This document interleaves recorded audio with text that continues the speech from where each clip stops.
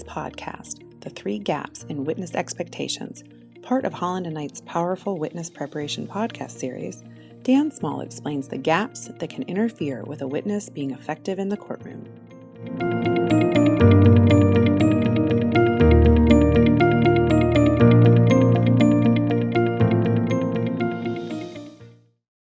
Why is this so difficult? It's a question that many witnesses have asked us. The answer is because there are surprising and enormous gaps between a witness's real-world experiences and expectations and those in this very strange and unnatural world of being a witness. The reasons are easily stated, but their impact is profound. Number 1, it's under oath. Number 2, everything is transcribed. And number 3, everything will be picked apart. Each of these extraordinary facts are far beyond a normal person's experience. Put together, they form the basis for a series of critical gaps. I call these gaps the perception gap, the audience gap, and the conversation gap. To prepare a witness, a lawyer must help the witness and themselves to define, understand, and bridge each gap. Let's take them one at a time. The perception gap. There is, for a surprising and disturbing percentage of witnesses, an extraordinary perception gap between what the lawyer assumes he or she is asking from the witness and what the witness assumes the lawyer wants from them. One small example. As part of my work with witnesses, I frequently get called in by clients around the country to prepare executives or others for depositions or other witness situations, often working with existing trial, corporate, or personal counsel. One time, several years ago, I walked into the conference room where counsel and the witness were waiting for me and started to introduce myself to the witness. She interrupted me and said, "I know who you are. You're the guy who's come to tell us what to say." I responded, "If that's your understanding, then that guy is leaving." And I walked out the door.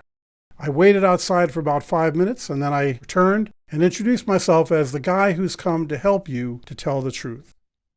Where does this gap come from? Most lawyers think of themselves as ethical professionals, there to give advice and help guide the witness through this process. We're there to have an open and honest dialogue to help the witness understand and tell the truth. However, the sad reality is that's not how most witnesses develop their perceptions of lawyers. Most witnesses develop their perceptions in very different contexts. On TV, where unethical and devious lawyers get the best ratings. On the internet, where stories of outrageous conduct by lawyers abound. And from friends and family, where tales of sleazy lawyers are far more interesting to tell, and thus far more frequently repeated, than tales of ordinary professionals acting appropriately. So it should come as no surprise that so many witnesses assume the lawyers are there not to get at the truth, but rather to tell them what to say, to make them toe the line, to make sure everyone is singing from the same song sheet, or just to tell whatever story is most likely to help them win. You can bridge that gap. There's an old story from the late great Speaker of the House, Tip O'Neill.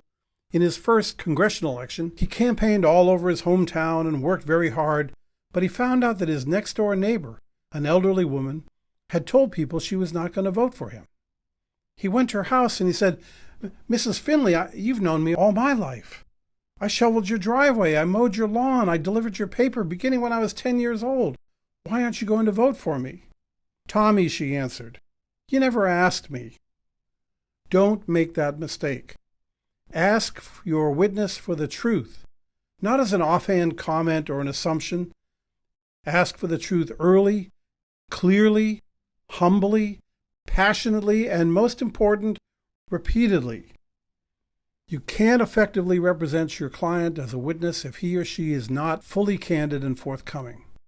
As a person, you must understand that you're asking someone to say things and admit things that they may not have admitted before, sometimes even to themselves.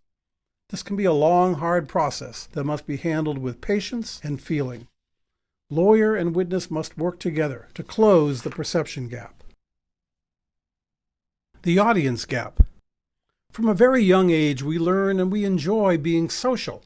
We treasure invitations to join others. Your spouse or relative invites you for a meal. Your friend invites you for a drink. Your coworker invites you for a meeting. We respond and come to the table to interact with those at the table. Maybe they'll agree with us, maybe they won't, but we know they'll listen. We know who we are talking to. Our audience is clear right there in front of us. Our mission is to communicate with them, to understand them, and to help them to understand us. But what if the table we're invited to is the witness table, a deposition, a hearing, or whatever? The most common and fundamental mistake many witnesses make is not understanding who the real audience is, and that the person asking the questions is usually not the real audience. What a bizarre gap for a normal, sociable person. The person you're talking to is not the audience. Stranger still, in a deposition or some other witness settings, you may be talking, through the court reporter, to the real audience that's not even in the room. Indeed, we may not even know yet who he or she is, yet some yet to be determined judge or juror or arbitrator. Madam Witness, you are talking to a ghost. This audience gap is not the witness's fault. It's the lawyer's fault for not understanding how profound this misunderstanding can be and for not making it clear in preparation. This gap is truly a wide one. It goes against all our upbringing, our socialization, our normal interactions. The idea that the person asking the questions may not be the person the answers are directed to is hard to say and even harder to understand and deal with. But you can bridge this audience gap. Explain why the questioner is not the audience. They're often a paid advocate, hired to win and unmovable from that position, no matter how personable and persuasive the witness may be. It's not a reflection on the witness. That's just the way things work. They've drunk the Kool-Aid. You're not going to persuade them of anything, except possibly that you're a good witness. So who are they? What are they like? What's going to happen? Think about the different ways that lawyers approach this gap. The friend, by pretending to be the witness's friend to try and get the witness to tell them more, tell them what they want to hear, or at least try to bend things their way. He's not your friend. Don't lose focus. The interpreter, by trying to be helpful and putting the witness's testimony in their own words. So what you're really saying is, let me see if I can sum this up. Then wouldn't you agree that this is your testimony, Madam Witness, not his? Don't let anyone put words in your mouth. The jerk. We've all met him or her, the infuriating person who offends you and goads you into an argument. But here the questioner knows that if the witness is busy arguing with him, they're forgetting about and likely making a poor impression on the real audience. Don't engage with the questioner. She is not the audience. The cynic. How frustrating it can be to be at the table with someone who just won't agree with you no matter what you say. That frustration can cause you to go overboard, but the questioner is not the audience. The witness is not going to change their mind, or at least they'll never admit it. If the witness reacts to them as a cynic in any of the normal ways, they know they've made it much harder for the witness to communicate with the real audience. Don't play their game. And third, the conversation gap.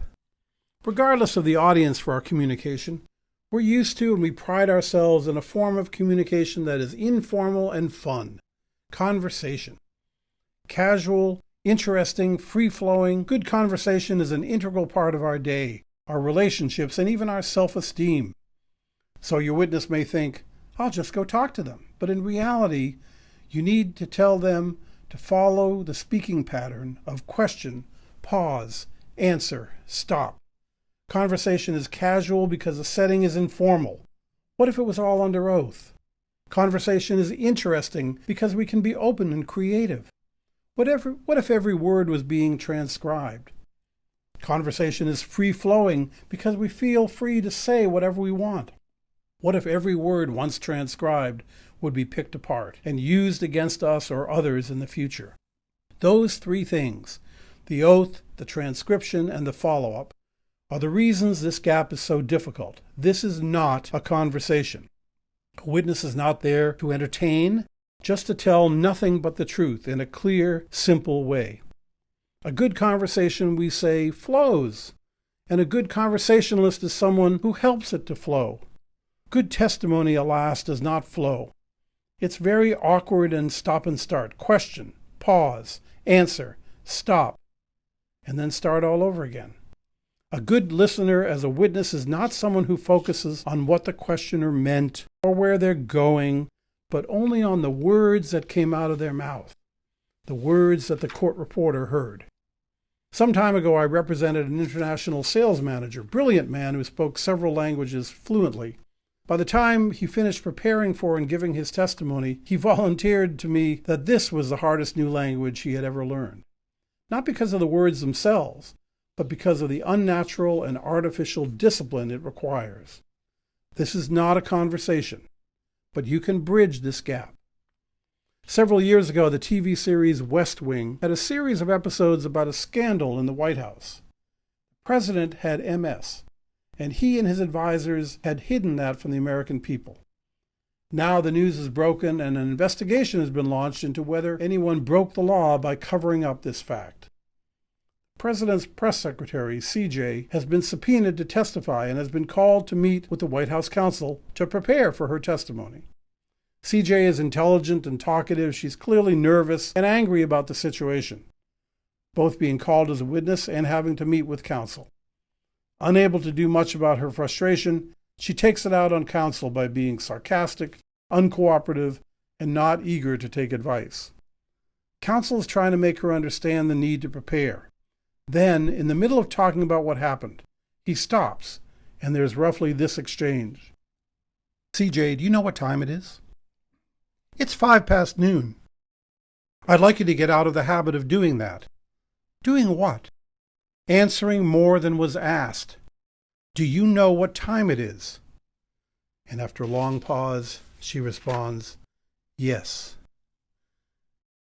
If you teach your witness nothing else, teach them the answer to the question, do you know what time it is? Is it an extreme example? Of course it is. That's why it works. Because the answer is the difference between a conversation and testimony. In a conversation, questions aren't really questions. They're prompts. They're a means of moving the conversation in a particular direction. It's rare that anyone is really looking for the precise answer or will be offended if they don't get it. As a result, in a conversation, the answer yes, the accurate answer to do you know, is the bad one. That's not what the questioner meant. That's not where the conversation is flowing. In a testimony environment, though, the question is important, and yes is the right answer. Do you know what time it is? That is what the questioner asked. Answer yes. That is the core difference between a normal conversation and a testimony environment. Help your witness to understand these gaps, what they are, where they come from, and how we can bridge them to move forward and be a good witness.